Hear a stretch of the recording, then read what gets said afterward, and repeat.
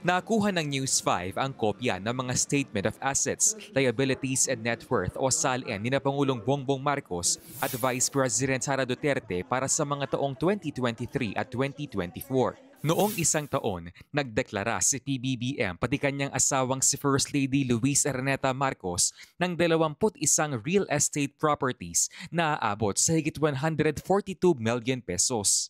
Kabilang dyan ang mga bahay at lupa sa Lawag City, La Union pati Ilocos Norte. Nagdeklara rin sila ng personal na ari-arian kabilang ang cash, investments, alahas, mga sasakyan at paintings na aabot sa higit 247 million pesos. Pinakamahal na sasakyan ang Mercedes-Benz Maybach 2023 model na nasa 10.5 million. May 126 paintings ding dineklara ang first couple, kabilang ang mga obra ni na national artists Fernando Omorsolo at Ben Cabrera. Ang pinakamahal na painting nasa 19 million pesos na obra ng national artist ding si Jose Joya. Walang utang na idineklara sina PBBM at ang First Lady. Kaya ang net worth o deklaradong yaman nila para sa 2024 nasa 389.4 million. Makikita rin sa Annex D na kanilang 2024 SALN ang mas malaking net worth na aabot sa higit 1.3 billion. Ang pinagbasehan daw niyan ang December 2024 appraisal report ng private appraisers na Cuervo Appraisers. Bahagyang tumaas ang net worth ng Pangulo at First Lady noong isang taon kumpara sa higit 381 million pesos noong 2023 base sa alituntunin ng Civil Service Commission sa paghahain ng SALN. At nasa 1.16 billion pesos kung pagbabasehan naman ang appraisal report ng private appraiser. Sabi ng palasyo, gusto raw nilang maging transparent sa yaman ng Pangulo, kaya naglabas sila ng appraised value na kanilang yaman.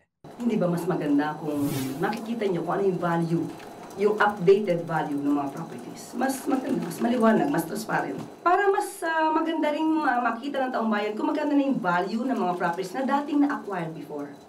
Dahil darating yung panahon na sasabihin nila na ito na yung value niyan. So dapat i-declare din. So wala namang mali doon. Mas maganda nga po.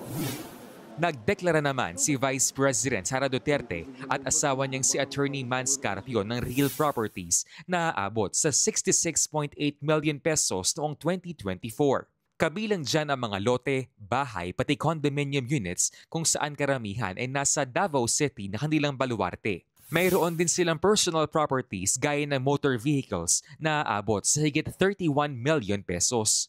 Pero nagdeklara sila ng liabilities o utang na aabot sa halos 10 million pesos.